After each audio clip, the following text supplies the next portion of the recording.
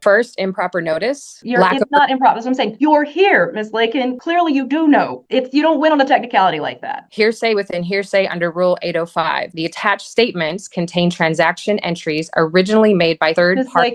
Ms. Lakin, I'm going to stop you right there because I've heard that argument before. That argument is misplaced. It's relying on the Texas rules of evidence, which do not apply in justice court cases for debts. In Texas Justice Court, Nicole Lakin appeared to contest a $5,500 credit card debt brought by Synchrony Bank on a CareCredit account. Lakin arrived prepared, with a stack of legal objections rooted in hearsay rules, authentication requirements, and specific Texas rules of evidence provisions that would have carried real weight in a county or district court. The problem was, she was not in a county or district court. She was in a Texas Justice Court, and the evidentiary rules she built her entire defense around simply do not apply there the same way. The judge was about to explain exactly why, and then bring it back to the basics with two very simple questions. Next is 25102, Synchrony Bank versus Nicole Lakin. Do I have someone here on behalf of Synchrony Bank? I am Shanae Banks for Roster. Good afternoon, or good morning, Ms. Banks. Do I have someone on behalf of Nicole Lakin?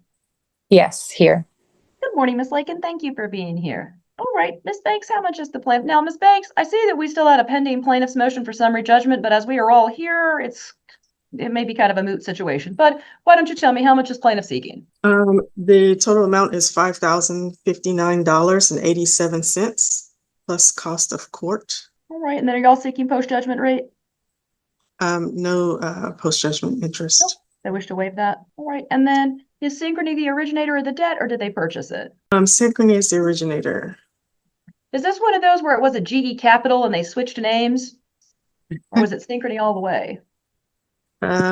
Let's see here. I'd have to look and see if that's what happened. And from my understanding, we were here. Did you guys get our motion for summary disposition? We did. That's what I said, Ms. Banks. It is still pending before the court. So if you're giving me your information, it may be that is granted, but Ms. Lakin is here. So it's kind of all at once. Okay. Just checking because I saw some type of error or something. No, I'm looking. I mean, but we're here, right? And Ms. Lakin has said that she disputes much of it. So since we're here, Synchrony is the originator of the debt. Looks like it was a CareCredit card originally. Yes. Okay. I wonder if y'all gave me the last statement. You gave me a whole bunch of them. No. Yeah. All right. Good morning, Ms. Lakin. Thank you for being here. Ms. Banks is representing Synchrony Banks. They're here on behalf of CareCredit, which is the originator of the debt. And they said there's an outstanding balance still of $5,059.87. So, Ms. Lakin, is there an outstanding balance on that credit card? Your Honor, before we proceed, may I respectfully ask the court to clarify the scope of what today's setting is based on even what you just said about it originally being CareCredit and such. My notice simply stated hearing. I just want to be prepared to address the correct matter. There's 3 matters currently pending. My motion for reconsideration of the denial of the motion to compel arbitration, my answer and counterclaims, and my response and motion to strike plaintiff's discovery. Ms. Lakin, did you pay the counterclaim fee? I don't know what that is. You did not. And since you never paid the counterclaim fee, your counterclaim was never filed. So that is denied as a matter of law. Today, we're here wholly about whether the plaintiff can prove that you owe money outstanding on a credit card debt. That credit card debt was created with Synchrony Bank, who is the petition of the credit. Synchrony, the bank, used a company called CareCredit. I'm going to show you a copy of the statement. So the plaintiff says you took out a credit card through Synchrony Bank, and the brand name they used was CareCredit, but you made your payments to Synchrony Bank, which is why you're being sued by Synchrony Bank. Synchrony Bank provided me 60 pages of affidavits and evidence showing that they sent you all these bills and you made payment on all of these bills until there came a point where you stopped paying. And their position today is that when you stopped paying, the amount outstanding to you is $5,059.87. And this is the evidence they're showing to support that. Under the Texas Rules of Civil Procedure, the plaintiff need only show me 8 specific things: that they currently own the debt, that the debt is still due and payable, that the debt was opened by the defendant, that the defendant defaulted on the debt, and that there is a right for them to sue. After they do that, they can use documentary evidence. Texas Rules of Civil Procedure say that evidence need not include the original agreement where you originally signed up for the debt. They do not have to show me the very first time you applied for the credit card. The state law says that's not necessary. They need only show me that you did make payments on it, and they've given that by giving me all the statements. They need only show me that there is a balance outstanding, and they can do that with testimony or with pieces of paper. That's what that affidavit is. So, Ms. Lakin, the question today is they've met their burden under the law to win their case, in order for them to not get the full amount of the judgment, you would need to present evidence today that you have made payments toward it, or that you are not the Nicole Lakin that's being sued. Perhaps that you can show, and I don't know how that evidence works. I've seen other versions, right? Like, it is not you. You have been a victim of fraud, and then, people have brought in evidence of the fraud. So the question I had is, are you the Nicole Lakin that opened up this credit card with Synchrony Bank for CareCredit? Yes or no? So let me know if so Your Honor, I object to the proceeding to evidence while my motion to compel arbitration remains pending, and I It's been preserve my right denied. to Ms. Lakin, appeal under your motion to compel arbitration was denied, and I'm not giving it a rehearing. If you're unhappy with that, you can appeal, but we are still proceeding with the hearing today. So the motion to compel arbitration was denied. Okay? Your motion for counterclaim had to be denied because you did not pay the counterclaim fee. If you want to appeal, you might still have the opportunity to file a counterclaim, but a counterclaim requires payment of a fee. All lawsuits require payment of a fee. Your Honor, I do have a finding on this one. I sent you a screenshot because I see a fee was posted from a Samson Yep, for the that's me. defendant. Well, Udu Sanya Sampson paid a $54 counterclaim fee back in February. Correct. That's my husband, Samson Odusanya. That's me. So it looks like it was paid. What So is your I'm not counterclaim for, Ms. Lakin? Hearsay, lack of foundation, lack of personal knowledge, improper self-authentication, and improper notice under Rule 902.10.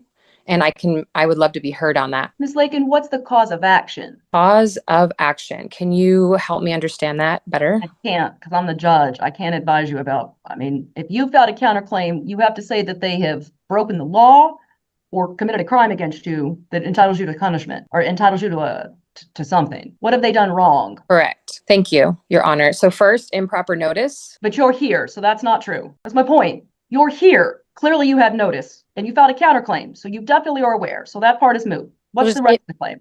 Well, improper notice. It's not improper. That's what I'm saying. You're here, Ms. Lakin. Clearly you do know. You don't win on a technicality like that. You don't. So move to the next issue. Okay. Because they have proven with evidence that you open up a credit card, someone named Nicole Lakin with your address hasn't paid it. The question I have is it fraud or do you owe some money? And if you owe some money, how much money? Because that's the dispute we can get into, is how much money is owed. But they right now, with their evidence, shown and established that you owe at least $4,000. So what we're talking about here as well is SEC filings, and I can get to that. The exhibit, the affidavit, the evidence, what they're sharing deserves little to no weight for 3 reasons. May I share? Sure. Okay. So hearsay within hearsay under Rule 805. The attached statements contain transaction entries originally made by third party. Ms. Lakin, I'm going to stop you right there because I've heard that argument before. That argument is misplaced. It's relying on the Texas rules of evidence, which do not apply in justice court cases for debts. That's why when I started the docket, I highlighted the rule of civil procedure that this falls under. So anything that you're referring to with the rules of evidence is not applicable in justice court because they don't apply. So do you have any other arguments that aren't based in the rules of evidence? Because you're right. If you were in county or district, cool. You've got a claim, but you're not in those courts. You're in a court of no record, justice court. So rules of evidence don't kick in. What other objections did you have? One moment. Okay. With great respect, Your Honor, Texas Rule of Civil Procedure 500.3E provides that the Texas rules of evidence apply in justice court unless the court formally relaxes them by order. They do not. You have to seek it in advance, and I've not had it sought. They do not apply today, Ms. Lakin. Okay. They have to be asked in advance because parties can't just have it sprung on them at the last minute. If you had sought it in advance, I might have granted it, and then we would be all bound by it. But it wasn't, and therefore I can't do it at the last minute. That would be unfair surprise. The same thing would be true if Ms. Banks tried to do that to you. I would say no to her as well. It's about fairness. Okay. What's the next one? Can I respectfully ask the court to apply rules 803.6, 902.10, and 901 as written? No, I can't apply the rules of evidence at the last minute, Ms. Lakin. Okay. No, I understand. Thank you. Got it. Learning a lot. It goes to fairness, right? It would be wrong to unfairly do that to either side. But if you wanted to do that, call a lawyer and they can explain to you what your options are, like on appeal. Also, if you're in another court, you're going to be in a different set of rules anyway. Okay. Go to the basics of the claim, Ms. Lakin. Did you open up the credit card? Yes or no, Ms. Lakin? Yes. Okay. Did you finish paying off the full debt? Yes or no? I did not. Then there's a balance in your name outstanding. How much, to your knowledge, is the balance outstanding? Repeat that, please. You said that the balance remains unpaid. To your knowledge, what's the outstanding balance on the credit card? I don't have any outstanding balance. I don't owe any longer. So for me, I move for a directed verdict, judgment as a matter of law in my favor. The plaintiff has rested without admissible business records affidavit supported by a witness with personal knowledge, without authentication of the cardholder agreement, and without any evidence resolving the chain of title issue raised by plaintiff's own SEC filings. Plaintiff has not met its prima facie burden, and I respectfully ask the court to enter judgment in my favor. Court overrules. It's going to be a judgment for plaintiff today. $5,059.87 plus cost of court. Judgment is going to enter a 0 for post-judgment rate. Plaintiff is waiving that. Plaintiff established their case sufficiently under the Texas Rules of Civil Procedure. They provided a sworn affidavit. They provided original creditor statements. Defendant admitted that she opened up the credit card, admitted that there was a balance outstanding. The only dispute I heard was about the balance itself. The defendant, you've offered no information to dispute what the plaintiff is otherwise sworn to under an affidavit that fulfills the requirements of the Texas Rules of Civil Procedure for debt cases in justice court. I checked it, and they've given me all the original creditors as well. Ms. Lakin, you have 21 days to appeal. We will send you immediate information about your right to do so. If you wish to appeal, but you can't afford the appeal bond, because there's going to be an automatic appeal bond, you may still be eligible to appeal for free if you qualify for an affidavit of inability. And we will send you that information. You have to fill that out and give it back to the court. Okay? Ms. Lakin, can I answer any questions about the appeals process? No. All right. Ms. Howard or Ms. Banks, any questions? No, ma'am, thank you. All right. All parties are excused. Thank you all. Have a good morning.